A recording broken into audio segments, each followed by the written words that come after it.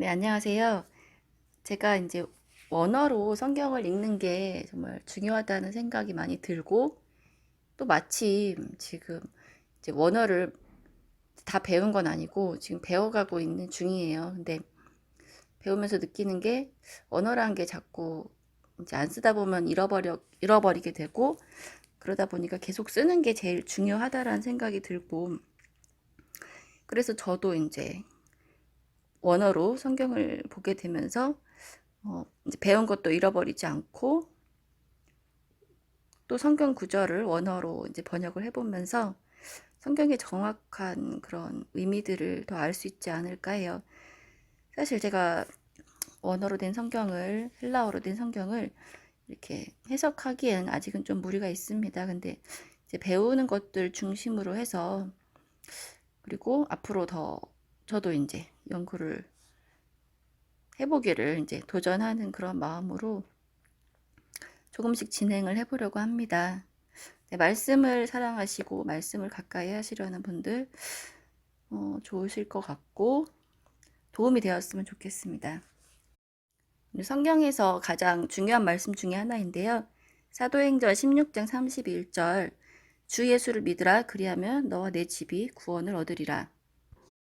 이 말씀 모두 아실 거고, 그리고 우리가 뭐 전도할 때도 항상 결국엔 하는 말은 이거잖아요. 예수님을 믿으라 그러면 너가 구원을 받을 것이다. 네, 이거를 원어로 한번 살펴보도록 하겠습니다. 헬라어로 읽을 건데 그건 별로 신경 안 쓰셔도 되고요.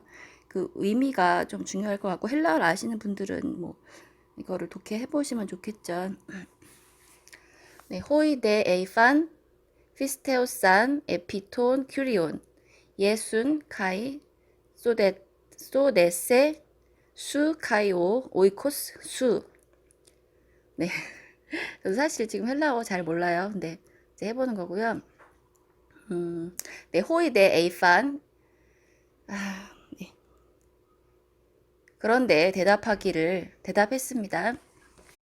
피스티오선 에피톤 큐리온 예순. 네, 피스티오선은 믿으라고요. 에피가 무엇을 위하여입니다. 그리고 톤 큐리온 주님을, 예수이신 주님을 믿으라.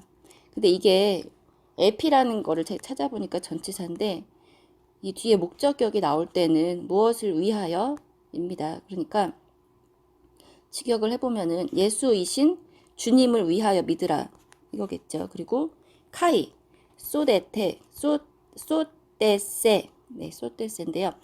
그러면은 그리고 너는 네, 구원을 받을 것이다. 구원을 이제 우리가 받는 거죠. 이건 수동태인데요. 무슨 말이냐면은 우리가 구원을 얻는 게 아니라 주님 주시는 거를 이제 받는 겁니다. 그리고 너가, 수는 너인데요. 너가 구원을 받을 것이고, 그리고 오이코스 수. 그러니까 오이코스는 가족이고 수는 너의인데, 그리고 너의 가족이 또 구원을 받을 것이다. 다시 말하면은 이 구절 앞에서 이제 바울이 감옥에 있는데 이제 감옥 문이 다 흔들리고 해서 문들이 다 열리고, 그래서 바울이 빠져나오게 되죠. 근데 간수가 놀래서 바울과 신라 앞에 엎드려가지고 선생님들 내가 구원을 받으려면 무엇을 해야만 합니까? 이렇게 묻습니다. 즉 다시 말하면은 이들은 내가 구원을 받으려면 내가 해야 할지 이제 묻고 있는 거죠. 그렇지만 바울의 대답은 네가 무엇을 해서 구원을 받는 게 아니다. 예수님을 주인으로 믿으라. 주님이 되시는 것을 위하여 예수님을 믿으라. 그러니까 예수님을 주인으로 삼으라는 말입니다. 우리는 무엇을 해야 이제 구원을 받는 것이 아니라 이제 예수님이 주인 되심을 믿는 것. 즉 구원이 예수님으로부터 온다는 것을 우리가 믿는 겁니다. 예수님께서도 요한복음에서 하나님의 일은 하나님께서 보내신 그 아들을 믿는 일이라고 하셨습니다.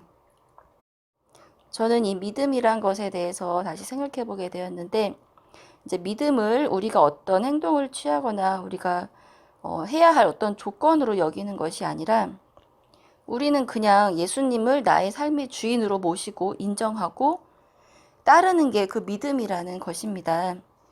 이 구절에도 이제 보시면 알다시피 에피라는 이 구절이 전치사가 무엇을 위하여인데 예수님께서 주인 되심을 위하여, 그것을 위하여 믿으라.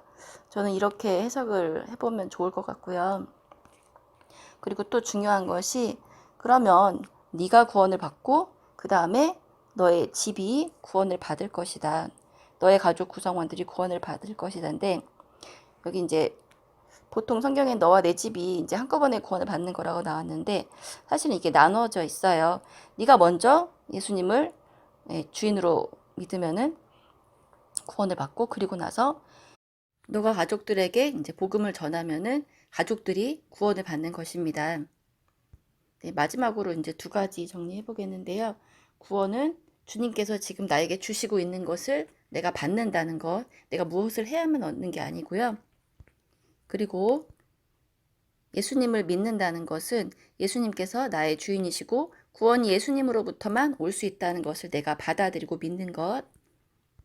그리고 복음이 전해지는 것은, 그리고 복음을 믿는 것은 한 사람 한 사람이 개인적으로 하나님을 이제 영접하기로, 하나님을 믿기로 결정하고 또 그것으로 말미암아서 그 사람에게서 구원이 끝나는 것이 아니라 그 사람은 자신의 주변 사람들에게 그 구원의 소식을 전하여야 하고 그것으로 말미암아서 그 사람으로 말미암아서 그 주변 사람들이 복음을 듣고 구원을 받는다는 것이 이제 하나님의 일이라는 것입니다. 그리고 더 한 가지 살펴보면 좋은 게 너희가 구원을 받을 것이다 이렇게 되어 있는데요. 이것은 미래 시제입니다. 미래 시제란 것은 우리나라 말처럼 미래에 이렇게 될 것이다. 내가 미래에 무엇을 할 것이다. 여기서 끝나는 게 아니라 미래에 이렇게 나타난 그 사건으로 인해서 그 미래가 현재에까지 영향을 미치는 걸 말하는 건데요. 다시 말하면 네가 구원을 받을 것이다. 미래로 쓰였지만 그것은 그 미래가 역으로 현재에 영향을 미치게 된다는 것입니다. 그래서 네가 예수님을 주님으로 믿으면 주님이 되는 것을 위하여 믿으면은 너가 구원을 받게 될 것인데 너가 믿을 때 받게 될 그 미래의 구원이 지금 나의 현재로 들어온다는 말씀이죠. 좀 간단히 설명하면은 미래로 이렇게 쓰였지만 그것은 내 지금 삶의 현재를 결정할 수 있는 그런 미래라는 거고요. 이것을 다시 표현하면 우리가 이제 신앙생활 할 때 있어서 믿음과 그런 소망이란 영역에 있어서 그것이 우리의 미래지향적인 어떤 삶의 태도를 나타내고 우리의 마음의 중심을 나타내지만 그 미래의 그 믿음과 소망이라는 것은 결국에 내 삶의 지금 현재를 변화시키고 있고 이끌어 나가고 있는 그런 힘이 되는 겁니다. 구원과 하나님의 나라도 마찬가지인데 구원을 받을 것이다. 하나님의 나라가 올 것이다. 이런 표현들이 거꾸로 그 어떤 미래의 사건들이 지금 현재의 삶으로 들어와서 우리 삶을 다시 미래로 이끌어가고 있다는 것이죠. 네, 하나님의 시간은 우리의 시간과 달라서 우리가 이렇게 1차원적으로 흘러가는 시간을 생각할 때 하나님은 과거, 현재, 미래 모든 것들을 다 주관하고 계시고 우리에게는 천년이 하나님에겐 하루가 같고 네, 그런 것으로 생각하시면 됩니다. 네, 오늘 여기까지 말씀드리겠고요. 저도 뭐 아직 확실하게 이게 다 정립이 된 게 아니라서 좀 미흡한 부분들이 있을 거예요. 네, 들어주셔서 감사드립니다. 좋은 하루 되시길 바랍니다.